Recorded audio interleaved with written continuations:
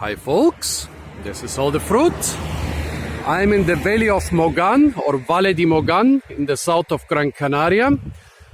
The most famous place in Gran Canaria for the cultivation of tropical fruit, especially mangoes. Why is this so?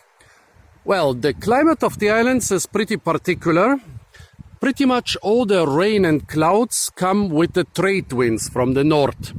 So the north side of the islands is basically,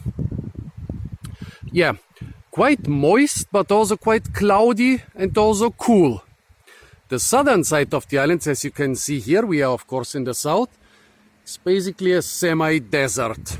Well, a semi-desert with valleys which you can almost call oases. And the north, of course, gets pretty much all the rain, which is very good for agriculture, but there are a couple of plants which actually like it more sunny and more hot. The north is a bit too cold for cultivating bananas properly. And also it's too cloudy for getting the really sweet mangoes. That's why the most successful banana plantations on the islands nowadays are in the south. The Valley of Mogan, the people of Mogan were pretty clever. They did not invest into bananas, but into much more valuable fruit like mangoes and avocados.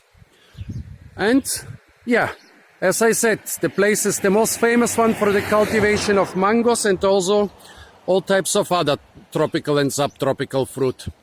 There are two cooperativas or like farmers unions, farmers organizations which sell stuff right on the roadside. This here is the shed or the giant barrack of one of them. The other one is a couple kilometers further up. The whole valley is basically a tropical fruit heaven.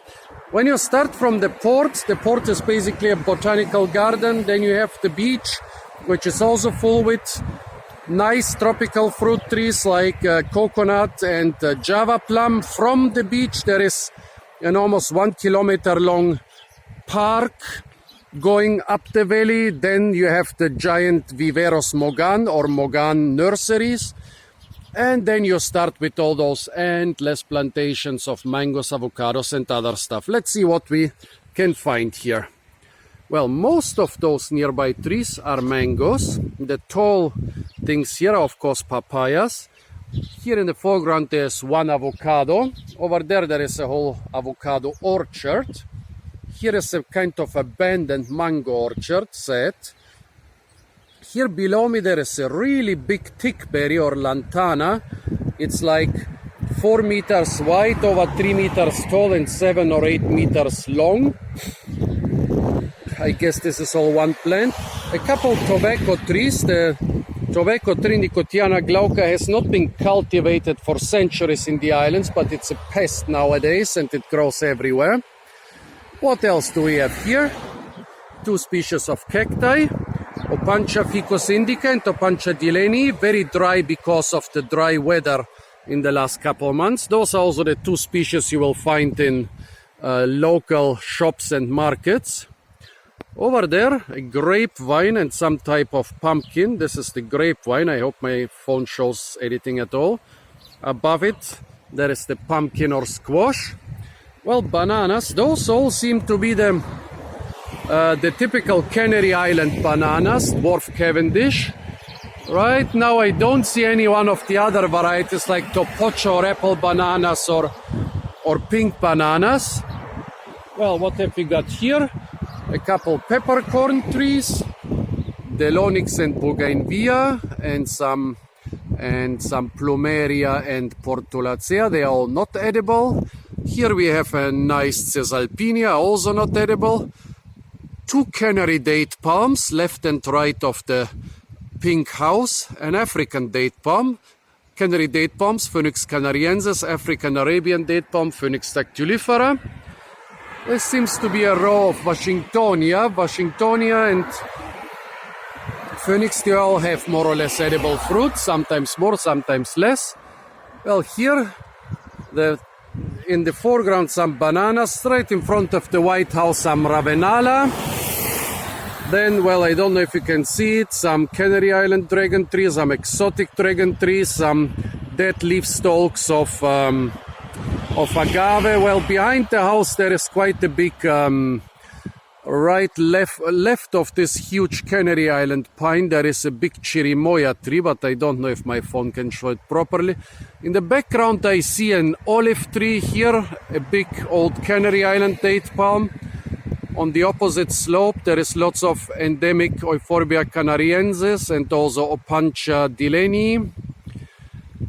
What have we got here? Well, giant reed and tamarisk along the barranco, along the dry riverbed. The tamarisk is local, the giant reed is not. Here among the mangoes, something which looks quite a lot a mango, but I'm not sure, it could be a mango with very small leaves or it could be a peach. It's a little bit low here for a peach. Peaches, I'm sure they will start a kilometer or two further upriver, but here probably it's a small mango. What have we got here? Schefflera, more bougainvillea, some toxic oleander right behind the Sinel cercado. Yeah, here, as I said, here you can buy fruit and all other agricultural products direct from the farmers. Over there are areas where you can find Java plum and star fruit, and yeah, I see an olive garden over there and a couple citrus fruit, but it's all too far away for my phone. I like, every time when I'm in Gran Canaria, I like to walk up this valley at least once. It's like over 8 kilometers, but it's worth it just to see the diversity of fruit trees and this contrast, the bone dry hillsides left and right, and this lush area of subtropical fruit gardens in the middle. It's amazing, I love it, and yeah, whenever I can I buy something at those cooperative stores, but today unfortunately they're already closed. Don't come here on Sunday and don't come here on the late afternoons, they like to close early.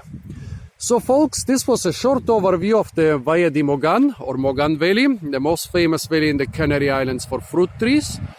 Stay tuned for a lot more fruit videos from the beautiful island of Gran Canaria. And don't forget to like, share, comment and subscribe.